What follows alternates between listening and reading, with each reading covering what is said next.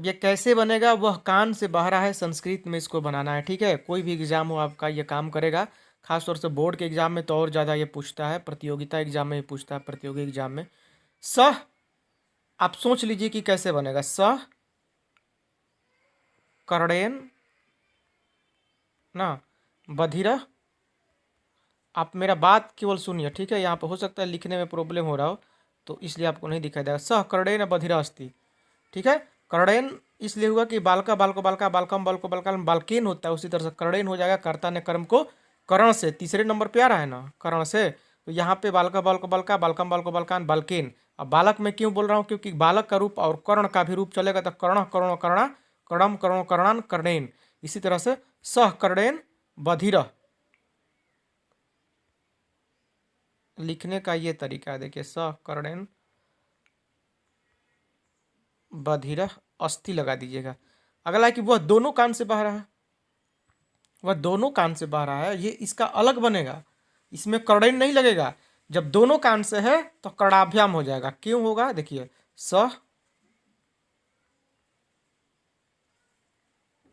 कर्णाभ्याम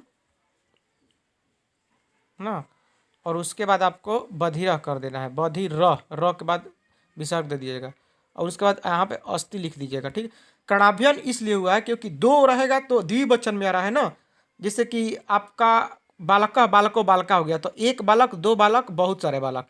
अब बालकम बालको बालकान का मतलब एक बालक को दो बालक को बहुत बालक को। इसी तरह से कर्णाभ्याम मतलब कि एक कान से दो कान से बहुत कान से, बालक बालकाभ्याम बालके हो गया ना। तो बालका बालको बालका बालकम बालको बालकान बालकेन बालकाभ्याम बालके, तो ये तीसरे नंबर वाला है। तो कर्णेन कर्णाभ्याम, तो कर्णेन मतलब कि एक कान से, कर्णाभ्याम मतलब दो कान से, कर्णय मतलब बहुत सारे कान से, लेकिन बहुत सारे कान होते नहीं, इसीलिए कर्णाभ्याम लगेगा। स्व कर्णाभ्याम बधिरः अस्ति। मुझे अपना देश अच्छा लगता है, यहाँ पे देखिए मुझे अपना देश, तो इसमें अस्मद शब्द चलेगा। ठीक है, अस्मद शब्द में वो भी यहाँ पे अच्छा लगता है, यानी कि कोई चीज़ जब आपको रुचि रहती है किसी चीज़ में, और इस तरह के सेंटेंस आ जाते हैं, अनुवाद आ जाते हैं, तो उसमें रुचियार्था नाम प्रियमण, रुचियार्था नाम प्रियमणा नाम का फॉर्मूला है संस्कृत में। वो फॉर्मूला ये कहता है कि अगर कोई भी चीज़, बालक को मिठाई पसंद है, उसको ये चीज़ अच्छा लगता है, उसको अच्छा लगता है, कहीं भी अगर कोई चीज़ अच्छा लगता है आ जाए ना, तो उसमें जो सबसे पहले जो कर्ता आ रहा है, कर्ता के रूप में, उसके उसी का चतुर्थी विभक्ति लगेगा। ठीक है, इसका चतुर्थी विभक्ति लगेगा। कोई चीज़ अच्छा लग रहा है कहीं, तो शुरू वाले में चतुर्थी विभक्ति आपको लगा देना है कर्ता में। तो ये क्या है, अस्मद शब्द है। मम अहम मतलब मैं होता है, इसी पे चला है। तो हो जाएगा अहम अवाम वयम माम अवम अस्मान मया अभ्यम अस्माभि मह्यम अवाभ्यम अस्मभ्यम। तो मह्यम आ रहा है चौथे नंबर पे, और ये अच्छा लगने में चतुर्थी ही लगता है, तो मह्यम अवाभ्यम असभ्यम होगा। तो मह्यम प्रथम वचन में आ रहा है ना, चतुर्थी विभक्ति के प्रथम वचन में, तो मह्यम हो जाएगा यहाँ पे, मह्यम ऐसे लिखाएगा। ठीक है, मह्यम अपना देश, स्वदेश, और आगे हो जाएगा रोचते। रोचते मतलब अच्छा लगता है, कहीं भी रहे तो सीधे आपको रोचते मार देना। ठीक है, रोचते होगा, रोचते। तो मह्यम स्वदेश रोचते, मुझे अपना देश अच्छा लगता है। भिखारियों को भीख दो, अब देखिए भिखारियों को भीख दो, ये आपके पास अनुवाद है, तो ये दो मतलब देने की बात हो रही है। तो कहीं भी देने की बात होगी ना, तो वहाँ पे को फॉर्मूला आता है संस्कृत का, जो कहता है कि धनार्थे चतुर्थी। और धनार्थे चतुर्थी कहता है कि कोई भी अनुवाद जिसमें देने लेने की बात हो, तो दे कर लेने की बात नहीं हो, दे देते हैं अगर हम उसको, और वो चीज़ ले लेता है फिर दोबारा नहीं देता है, तो उसमें क्या होगा, आपको धनार्थे चतुर्थी फार्मूला लगेगा। मतलब आपको उसके कर्ता में क्या लगा देना है, चतुर्थी विभक्ति लगाना है। ठीक है, चतुर्थी विभक्ति का मतलब क्या हुआ, बालक का रूप हम क्यों बोलते हैं कि याद कर लीजिए, क्योंकि यहाँ पे जैसे भिखारी है, ये भी चलेगा आपको बालक के रूप में ही। तो जैसे बालक का चतुर्थी क्या होगा, इसमें चतुर्थी लगेगा। ठीक है, तो बालक का चतुर्थी क्या होगा, बालका बालको बालका बालकम बालको बलकान बालकेन बलकाभ्यम बालके बलकाय बलकाभ्यम बलकेभ्य, ये हो गया चतुर्थी, यानी कि बलकाय बलकाभ्यम बलकेभ्य, तो भिक्षुकाय भिक्षुकाभ्याम भिक्षुकेभ्य, उसी पे चलेगा। और भिखारी, एक्चुअली भिखारी बहुवचन में है, बहुत सारे भिखारी की बात हो रही है, इसलिए आपको एक वचन नहीं, द्विवचन नहीं, बहुवचन चलेगा।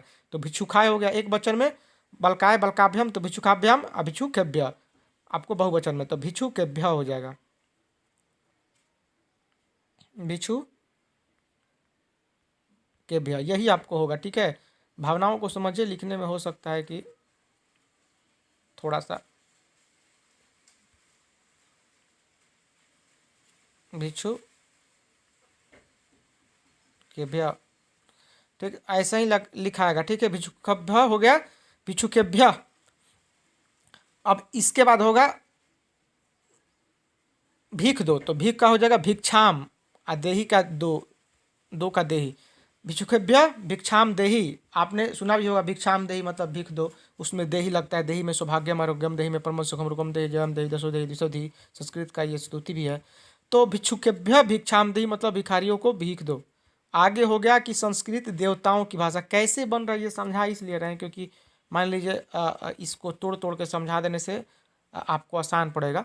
तो संस्कृत देवताओं की भाषा है, संस्कृत देवताओं की, तो यहाँ पे क्या लगा है, की लगा है ना, तो कर्ता ने कर्म को करण से संप्रदान के लिए आपादान से संबंध काके की रारेरी, तो कितने नंबर पे आ रहा है, 1 2 3 4 5 6, छठे नंबर पे काके की आ रहा है ना। ये संबोधन हम बोल रहे हैं, ये जरूरी होता है जानकारी लेना कि कोई भी मान लीजिए लग जाता है, कहीं से लगता है, के लिए लगता है, कहीं को लगता है, तो जिस पर लगेगा, जितने नंबर पे लगेगा ना, उतने नंबर में रूप में उसको देख लेना है। जैसे कर्ता ने कर्म को कर से संप्रदान के लिए आपादान से संबंध काके गिरा रे, इसमें संबंध काके की लगा है, तो खष्टी लगा है ना, तो देवता का रूप चलेगा, और ये खष्टी में देखेंगे कि क्या होगा बहुवचन में, ठीक है।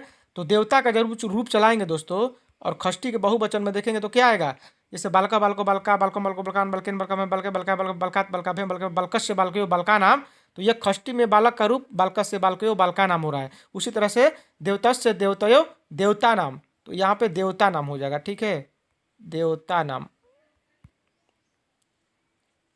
भाषा अस्ति, ठीक है। तो ये देवता नाम, क्योंकि बहुत सारे देवता की बात हो रही है और यहाँ पे की लगा है इसलिए खष्टी लगेगा, तो इसको समझ गए ना। तो देखिए हमको नॉलेज इसमें अच्छा है, अगर आपको अच्छा लगेगा तो बताइएगा, इस पर और वीडियो बनेगा, क्योंकि यहाँ पे तोड़ तोड़ के एक एक सेंटेंस बनवा देंगे, सारा टोटल विभक्ति वचन रूप सब कंप्लीट है मेरा। तो यही सब है, आप देख लीजिए एक बार फिर से, अगर देखना है तो अभी बस इतना ही, मिलता है आपसे तब तक इजाजत, जय हिंद जय भारत।